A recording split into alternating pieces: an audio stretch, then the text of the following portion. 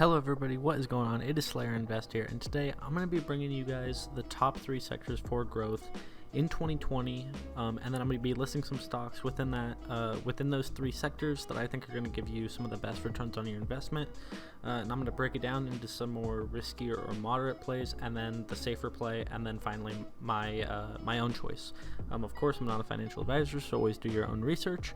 But anyways, with that out of the way, let's go ahead and get into it. So the first growth sector that I'm going to go ahead and pick is marijuana.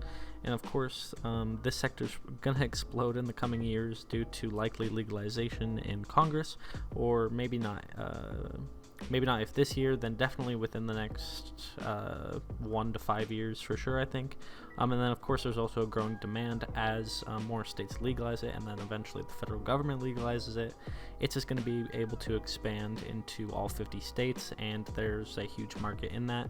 And then we can even start talking about international sales, maybe in Europe as well.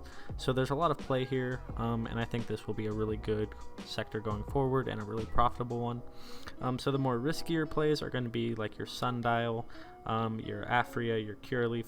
Those ones might not necessarily be risky in the sense that they might go down, you'll lose all your money, but there's just some undoubt and uncertainty, and there's things they need to prove.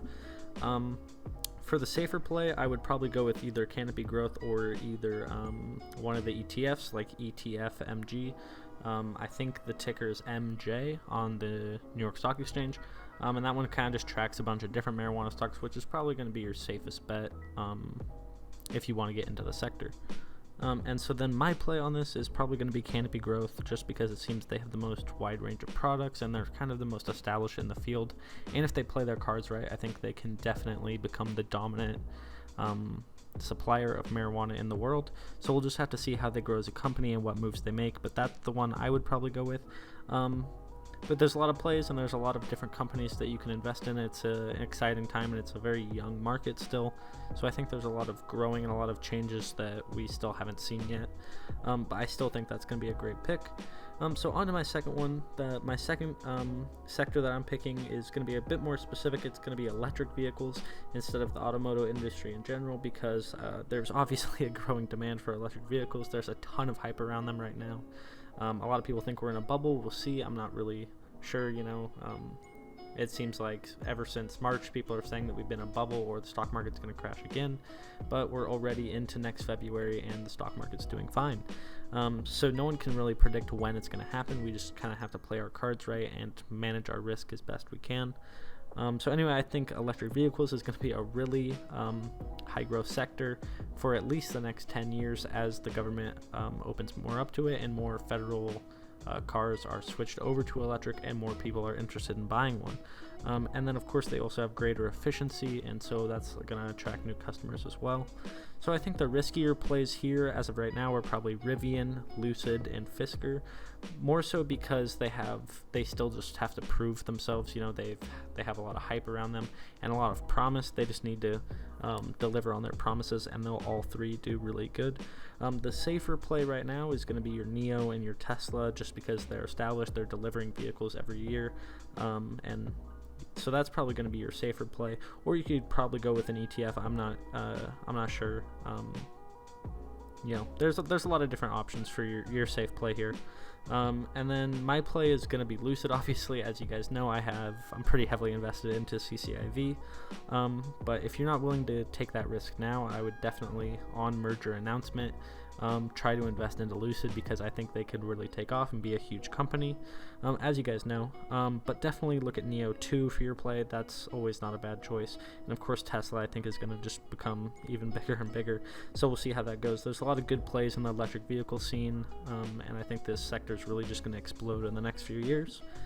Alright guys, so now on to my final growth sector here for 2021. It's going to be technology. Kind of a large sector, but of course technology is going to continue to rise in demand, and really technology runs our world, so it's always not a bad idea to get involved in it.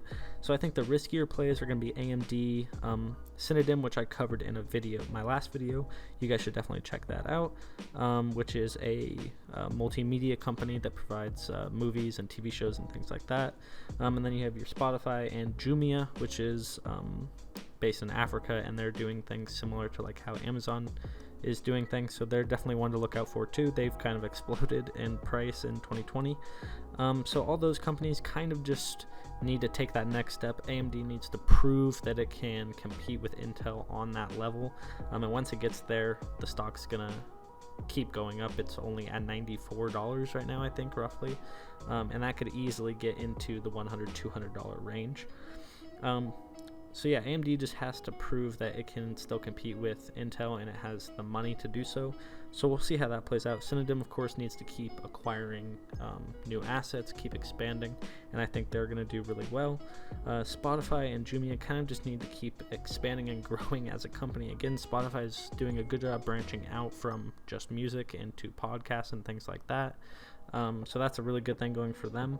And then Jumia kind of just also needs to expand their operations a bit, and kind of get more of a foothold in the market, and I think they're going to do really well.